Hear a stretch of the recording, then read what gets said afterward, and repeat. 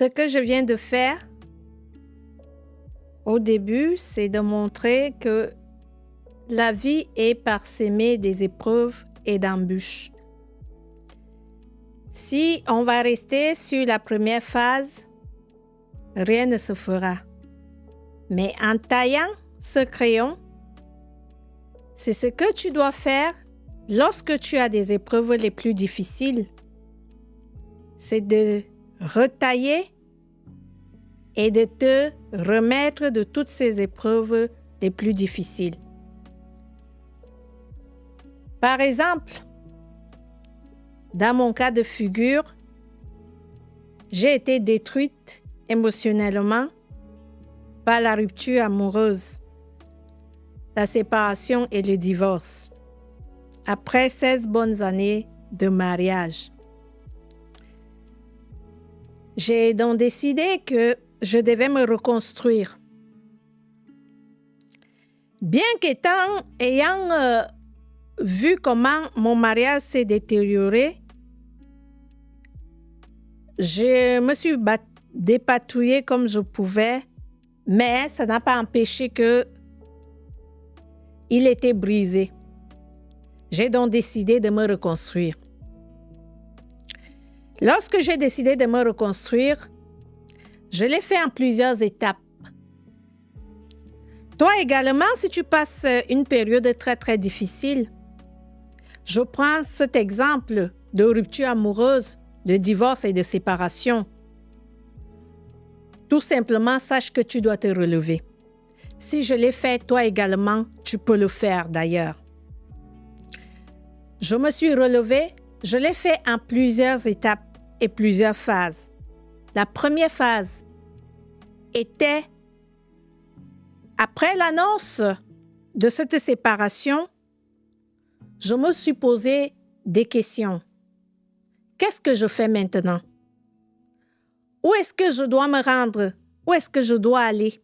Est-ce que je reste là où je suis là, dans cette ville, dans cet environnement? J'ai donc décidé de partir parce que j'avais besoin, pour me reconstruire et me rétablir, de partir de cet environnement pour ne plus voir mes belles filles. C'était d'abord ça. La première des choses, c'est dire qu'est-ce que je fais? C'est mettre un planning, une liste, un checklist que tu vas faire. Tu vas noter tout ce que tu dois faire. Fais un planning. Qu'est-ce que je fais? Le divorce est prononcé, non, la séparation, tant pour moi. La rupture est déjà là. Qu'est-ce que je dois faire? Où est-ce que je dois me rendre? Est-ce que je reste là? Lorsque j'ai décidé, je me suis posé toutes ces questions, j'ai eu les réponses, j'ai tout noté. L'homme n'est rien sans son bord. Il faut toujours avoir un support. Ce support m'a servi de suivre et d'aller. Après, j'ai décidé de partir. Où est-ce que je devais me trouver? J'ai décidé d'aller aux États-Unis. Ça n'a pas marché. Ensuite, je suis restée en France.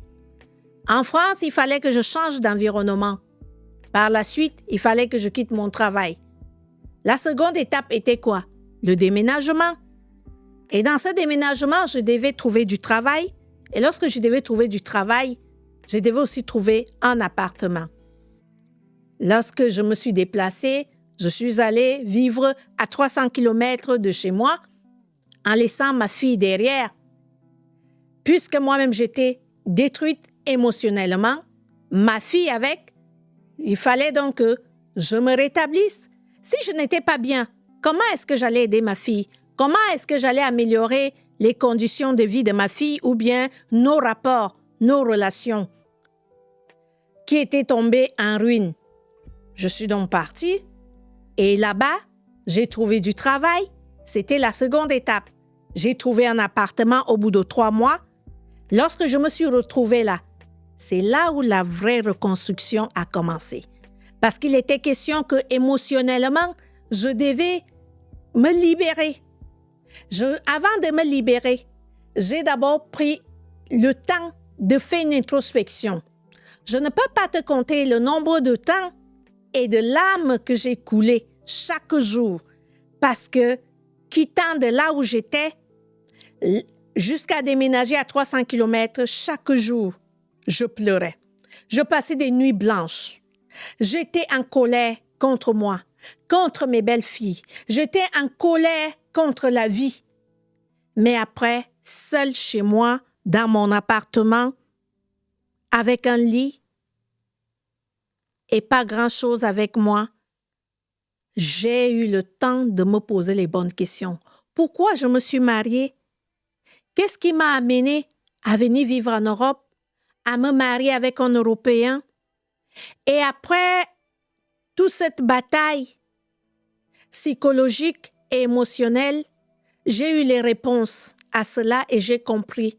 J'ai assumé ma part de responsabilité et c'est là où j'ai commencé à faire véritablement mon deuil. Il faut le dire que le deuil se fait en 7 étapes, mais d'une situation à une autre, c'est pas pareil. Parce que on est tous singuliers et les situations aussi ne sont jamais pareilles. Parfois, c'est la forme, elle est pareille, mais le fond n'est pas le même. C'est pour ça que j'ai décidé que quand j'ai posé toutes ces questions-là, j'ai commencé dans mon travail de reconstruction.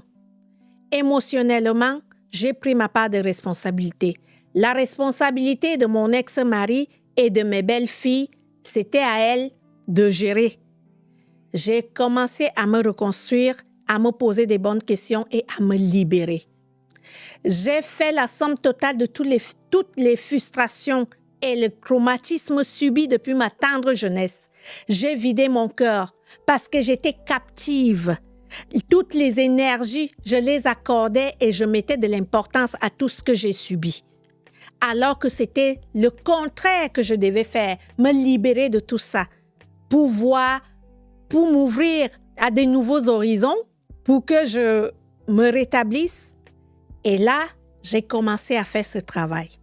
Ça m'a demandé beaucoup de temps parce que il fallait que je me rende compte de ce qui m'arrive et ensuite de dire, c'est ça que tu dois faire, Lily, te libérer.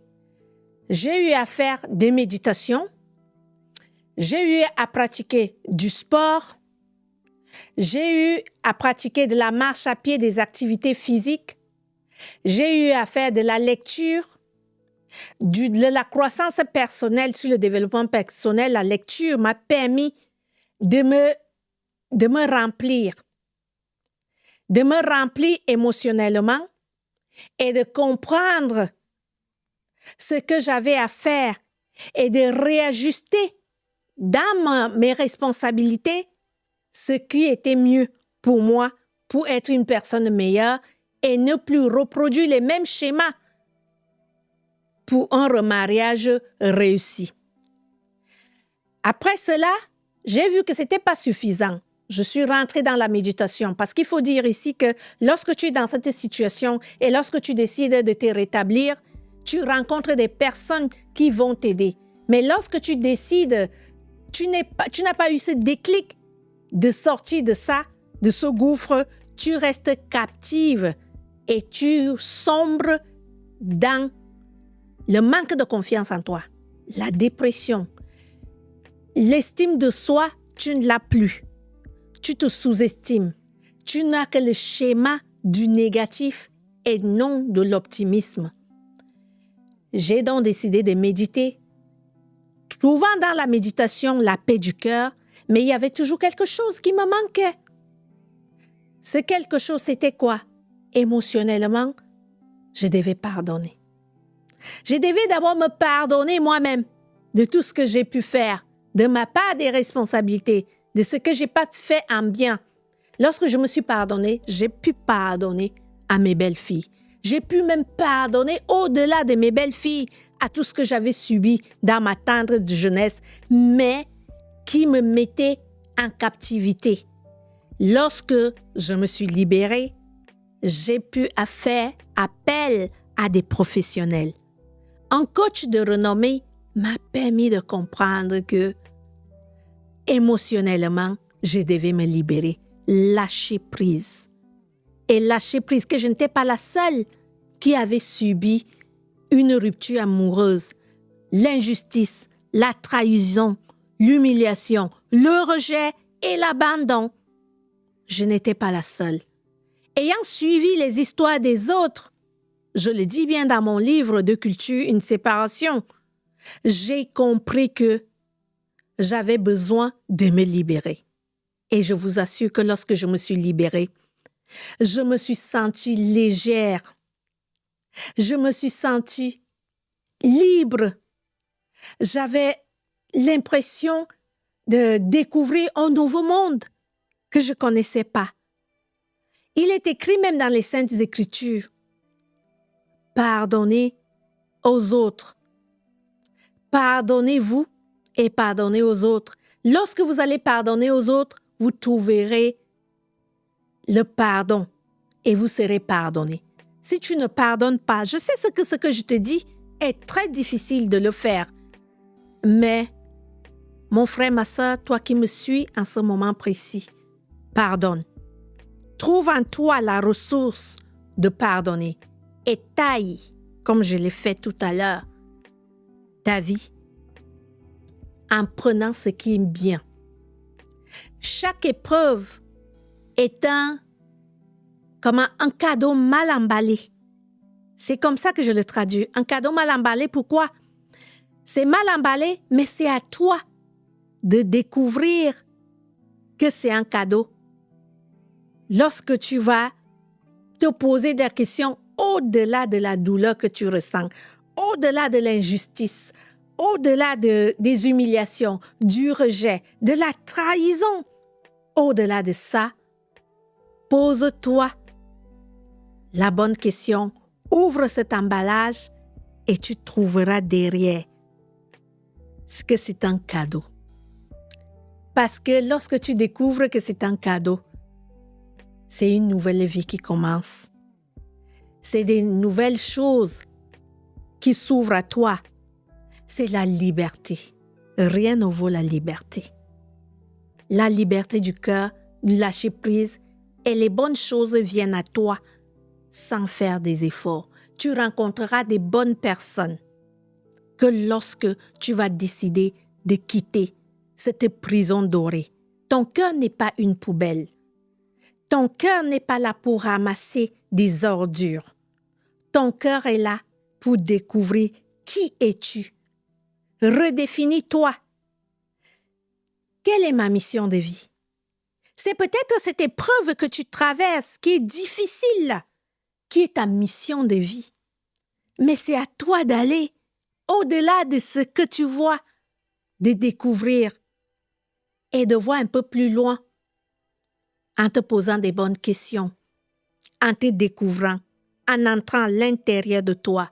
Tu vas découvrir la ressource, la force intérieure que tu as et tu seras une nouvelle personne. Lorsque tu vas te transformer, tu ne te rendras pas compte. Hein? Ah oui, je t'assure, tu ne te rendras pas compte. C'est plus tard que tu vas dire, mais tiens, parce que c'est ça ton vrai toi.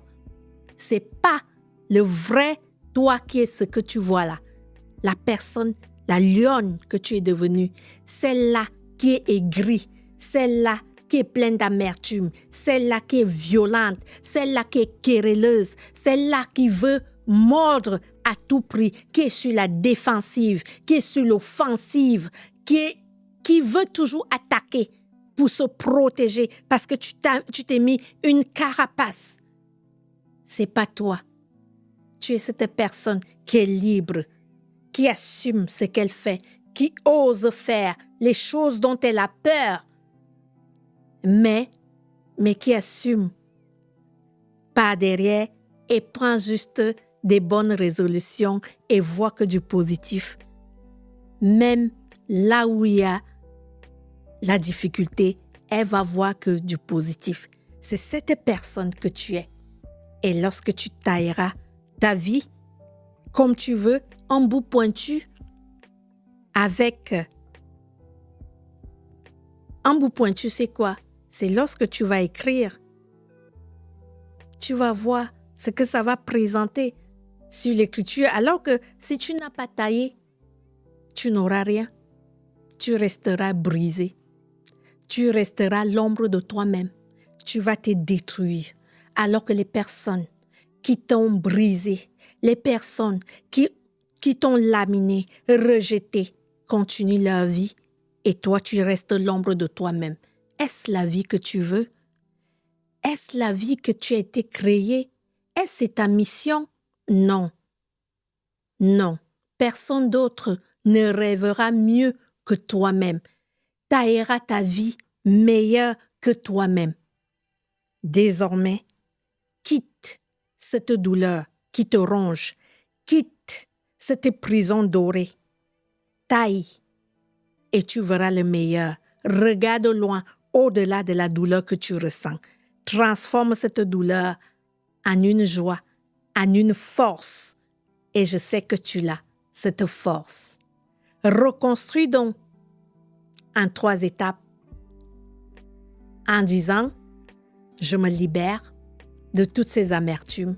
Je deviens quelqu'un d'autre. Je deviens cette femme d'exploit.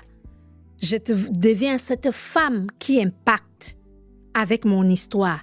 Je transforme cette histoire en une force pour donner de la valeur aux autres.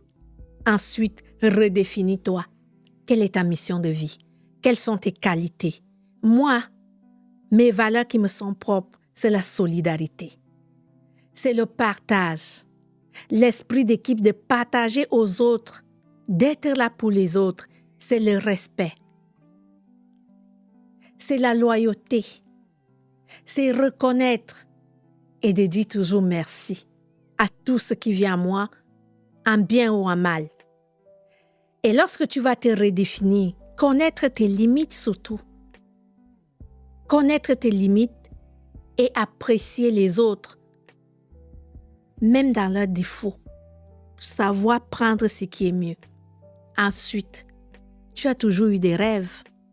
Tu as toujours eu les ambitions. Quels sont tes rêves, même les plus fous? Mets-toi au travail. Mets des actions pour atteindre tes objectifs. Parce que tu es capable. Tu es capable de bâtir un empire, des empires, de transformer, d'impacter ce monde qui n'attend que ça. Parce que c'est ça ta vraie mission de vie. Et c'est comme ça que tu vas te reconstruire.